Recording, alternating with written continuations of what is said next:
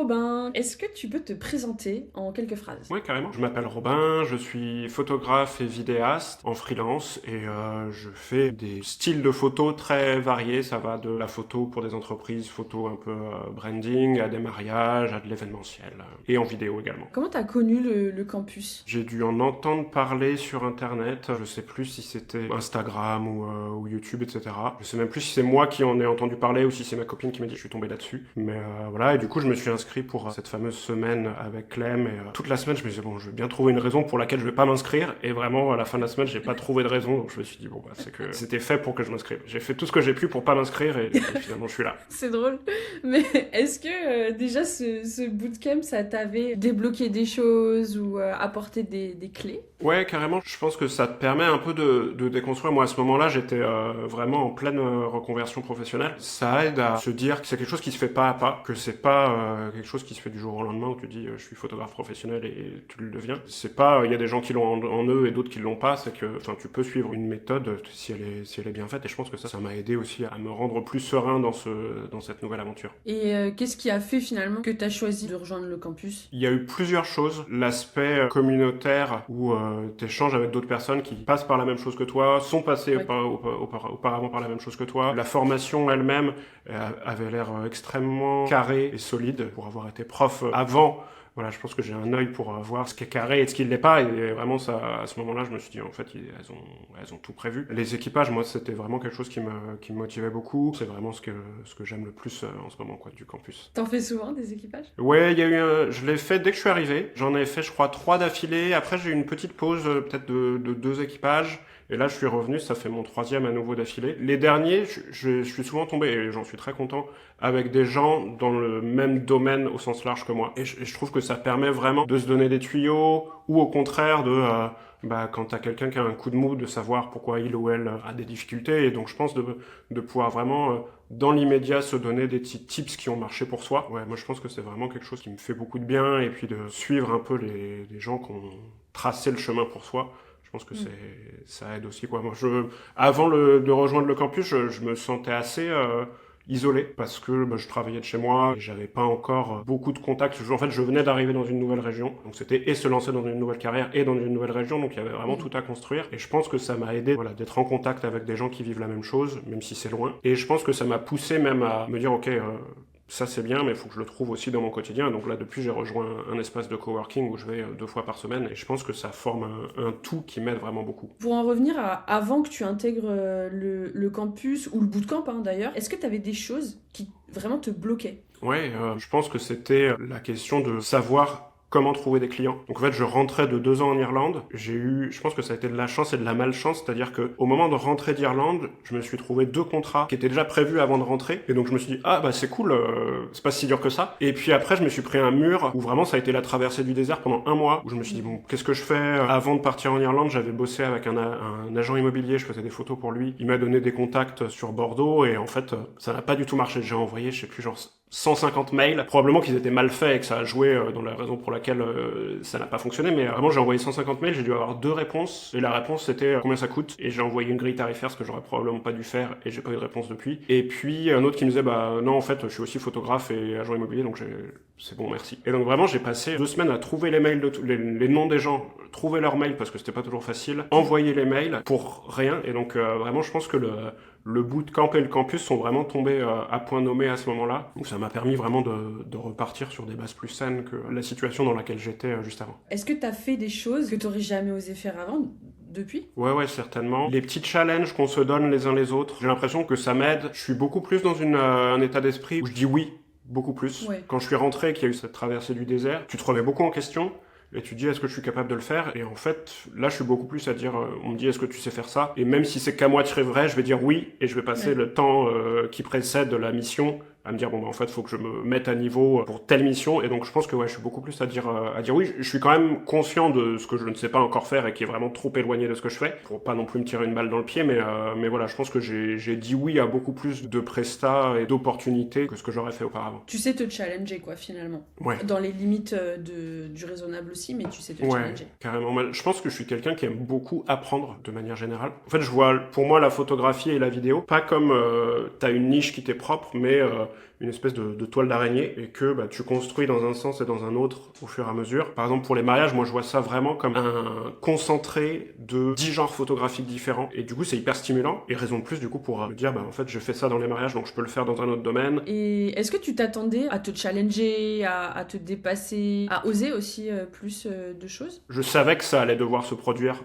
pour pouvoir changer de carrière comme je le faisais, mais je pense que c'est quelque chose qui me faisait plus peur qu'aujourd'hui, parce que j'ai été fonctionnaire où j'avais mon métier qui était cadré, et je savais ce que j'avais à faire chaque semaine, chaque mois de l'année, chaque année d'une année sur l'autre, et je pense que se lancer dans la création en tant qu'entrepreneur, c'est plein de facettes qui peuvent être un peu effrayantes de prime abord, de gérer ta compta, la gestion de plein de choses au quotidien, de nouer des nouvelles relations avec d'autres gens dans un nouveau lieu, dans un nouveau domaine, ça peut être assez effrayant, mais je pense que ce que m'a permis le campus, c'est de l'embrasser, dans le sens un peu anglophone du terme, de dire en fait c'est quelque chose qui est chouette et en fait ça va te faire rencontrer plein de gens d'horizons différents. J'ai vécu 3 ans aux États-Unis, 2 ans en Irlande. C'était des moments où aussi je disais oui à tout dans un autre cadre parce que c'était pas pour mon travail, mais de rencontrer plein de gens, de découvrir des nouvelles cultures, des nouvelles manières de voir les choses. Et en fait, je pense que ce que ça apporte le campus par les rencontres avec les autres créateurs nomades ou par ensuite des gens autour de chez moi, c'est de garder cette curiosité et de me dire en fait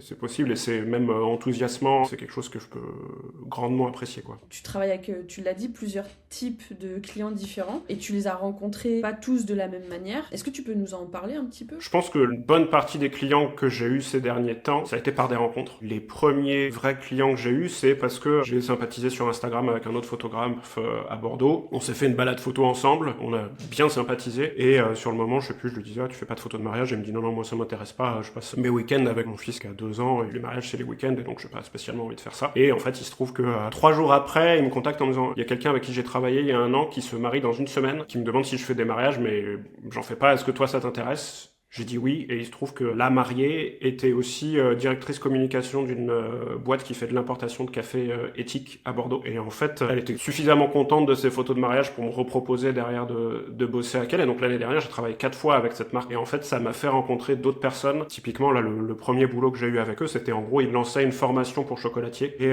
il fallait que je prenne des photos de leur répétition générale. Et sur cette répétition générale, j'ai sympathisé avec quelqu'un qui travaillait dans cette boîte, qui allait quitter son boulot pour lancer sa propre marque de chocolat éthique. Okay. Et en fait, j'ai sympathisé et aujourd'hui, je co-gère leurs réseaux sociaux avec mon pote photographe que j'avais rencontré avant. On fait des photos pour eux et c'est vraiment en plus un type de mission qui me parle vraiment beaucoup parce que il y a le côté éthique, ils ont une image de marque assez outdoors qui moi me parle aussi énormément parce que j'aime beaucoup la randonnée, j'aime beaucoup voyager et du coup ça me permet d'aller faire des randos, shooter du chocolat, le manger. Je sais plus à qui je disais ça l'autre jour que c'est le job photo le plus délicieux que j'ai jamais eu de ma vie.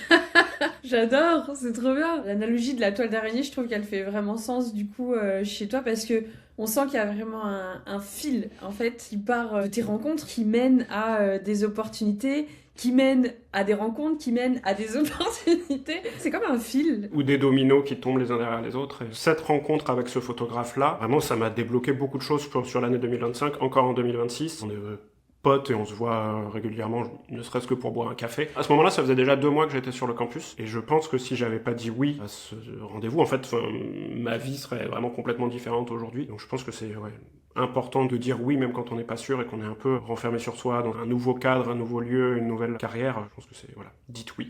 Moi, je suis très yes man aussi dans le dans le travail, donc je comprends 2000% ce que tu dis. Mais il y a des personnes à qui ça fait plus peur, notamment à cause du syndrome de l'imposteur. Est-ce que c'est quelque chose que tu as ressenti? Clairement, oui, je l'ai toujours, le syndrome de l'imposteur. Moi, à la base, je suis quelqu'un de relativement introverti. Et en fait, mon métier de prof, avant, c'était vraiment, j'enfilais un costume. Enfin, c'est comme tu joues au théâtre, quoi. Tu dis, bon, bah là, je vais rentrer dans la salle, il faut que je sois sûr de moi et je devienne une autre personne plus extravertie. Et en fait, je pense que ça m'a aidé au préalable à me dire, bon, bah, ok, il y a des moments où j'ai ce syndrome de l'imposteur, mais il faut aller outre. Dans la vie, on apprend tout le temps. Du moment où tu nais jusqu'à... Enfin, et moi, j'espère continuer à apprendre quand j'aurai 90 ans et plus, et que je serai toujours en forme physique. C'est important d'avoir cette curiosité, et du coup, c'est ce que j'essaie d'utiliser et d'invoquer pour passer outre ce syndrome de l'imposteur. Du coup, c'est vraiment l'envie d'apprendre pour pas en perdre une miette, finalement, qui prend le dessus, quoi, chez toi.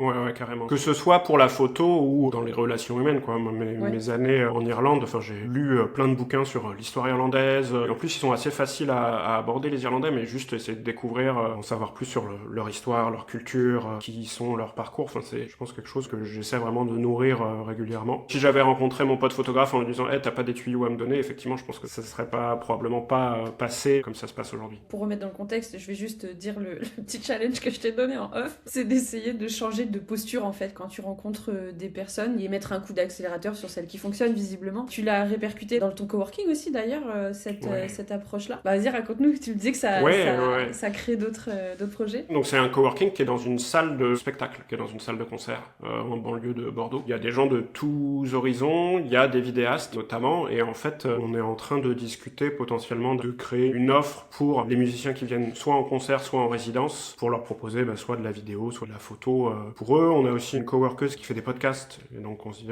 est-ce que ça pourrait pas être un moyen aussi d'inclure cette prestation-là dedans. Ouais, c'est hyper stimulant. Moi, la photo de concert, j'en ai fait un petit peu l'année dernière, et puis j'en avais fait auparavant quand j'étais sur Paris, et c'est quelque chose que j'aime beaucoup faire, quoi. Il y a vraiment une énergie dans ces moments-là, et donc si ça se fait, c'est trop bien, et si ça se fait pas, de toute façon, au quotidien, je passe mon temps avec des gens super, donc c'est pas un problème. Trop cool. Est-ce que t'as eu des coups de cœur dans le campus? Ouais.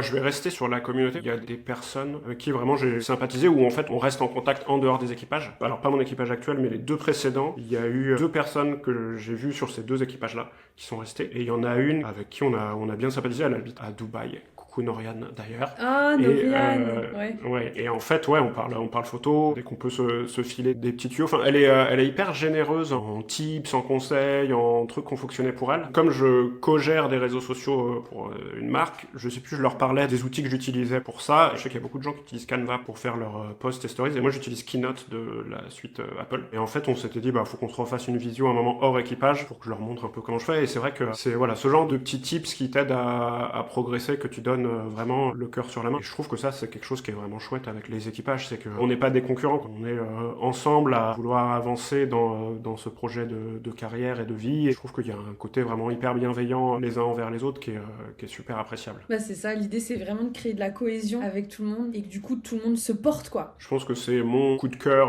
mon gros coup de cœur, même si je trouve que la formation est super aussi, mais le côté humain, et en plus d'avoir le retour d'expérience de vrais gens, ça apporte encore quelque chose. C'était très drôle tout à l'heure quand tu parlais que t'as tout fait pour ne pas t'inscrire et que finalement t'as pas réussi à te trouver d'excuses. Est-ce que finalement t'as hésité? Est-ce qu'il y a quelque chose qui t'a freiné ou pas du tout?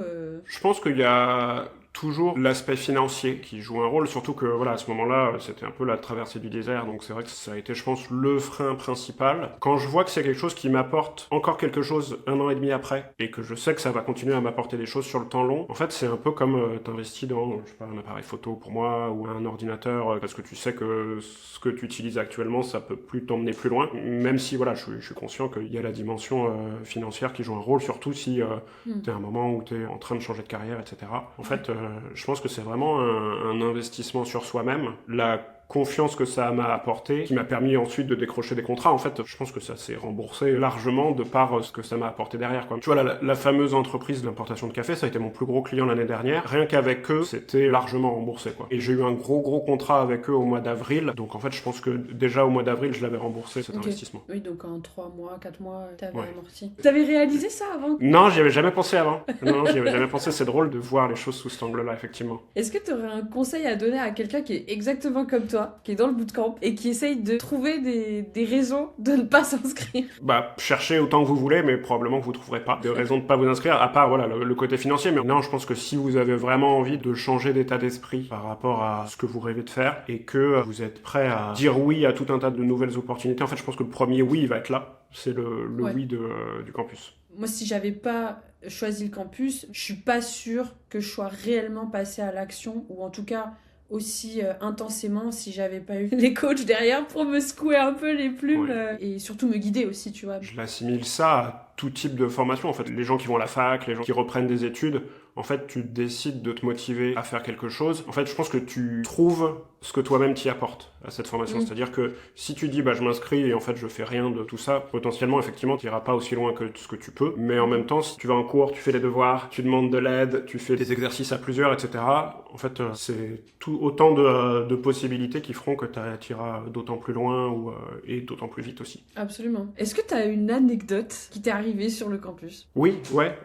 Mon tout premier équipage, c'était avec des gens qui étaient dans des domaines qui avaient rien à voir. On a vraiment beaucoup accroché, on est resté en contact plusieurs mois les uns avec les autres. Et l'été dernier, je suis allé en Bretagne en vacances avec ma copine. Et en fait, on s'est rencontrés du coup avec une des membres de mon premier équipage pour la première fois. On est allé prendre un café. Et c'était trop cool. Et c'est vrai que c'est la seule que j'ai rencontrée jusqu'à maintenant, Clémentine. Je pense que c'est quelque chose que j'aimerais faire davantage. Je sais qu'il y a certains événements qui sont organisés. Il y en a eu à Paris, il y en a en Suisse, etc. Faut que j'ouvre l'œil un peu plus là-dessus pour soit la prochaine fois que je suis à Paris, si ça se coordonne, ou s'il y en a dans le sud-ouest. Ça apporte encore quelque chose d'autre, je trouve, la relation humaine en général. Trop bien. Et Robin, où est-ce qu'on peut suivre tes aventures? Sur plusieurs plateformes. Il y a sur Instagram, mon compte principal c'est Robin Hood avec 3 O. C'est un peu comme Robin Hood mais prononcé à la française. Donc il y a celui-là qui est le principal. Il y a pour les mariages qui est le même mais avec .weddings à la fin. Je reprends doucement les vidéos YouTube. Je viens de sortir un format un peu long sur un labo photo argentique à Bordeaux. Même nom, je crois que c'est Robin Hood aussi. C'était trop bien. C'était hyper formateur aussi. Et mon site internet qui est robinbenzriem.co. Est-ce que YouTube c'est ton projet clé? Alors ça, la vidéo, j'ai réalisé après que ça l'était, cette vidéo, parce qu'elle a commencé en juillet de l'année dernière. En fait, il y avait ce nouveau labo photo qui ouvrait. Moi, j'avais eu une expérience de photo argentique, donc avec des pellicules, un mois avant, avec une autre boutique de photos, et je me suis dit, ah, c'est cool, faudrait que je m'y remette. En fait, je suis allé avec... toujours mon même comparse photographe du mois de janvier 2025, on est allé les voir pour leur proposer de du coup tourner cette vidéo, de la monter et en fait de faire sans rien attendre en retour une interview de l'équipe, une balade photo où eux nous ont prêté des appareils photo, des pellicules et ensuite de développer nous-mêmes manuellement nos pellicules. Donc en fait on a fait tout ça et on est revenu 6 mois après faire une espèce de vidéo conclusion de eux où ils en sont dans leur parcours. J'ai appris plein de choses et en photo argentique mais même tout ce qui était montage, étalonnage, etc. C'est vraiment je pense un de mes plus gros projets vidéo. Et d'ailleurs, j'ai été remarqué par une marque qui fait des plugins photo vidéo typés argentique à l'issue de cette vidéo. Et donc là, potentiellement, je vais travailler avec eux bientôt. Mais Robin, c'est carrément un projet clé. C'est vrai que c'est un projet clé. Ouais.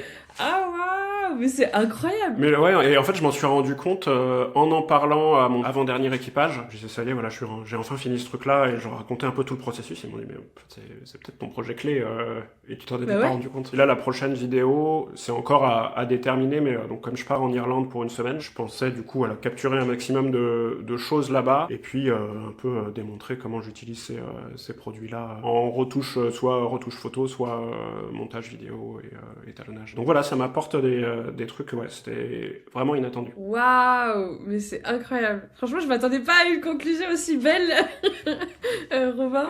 Et moi non plus, j'y avais pas pensé, donc ouais.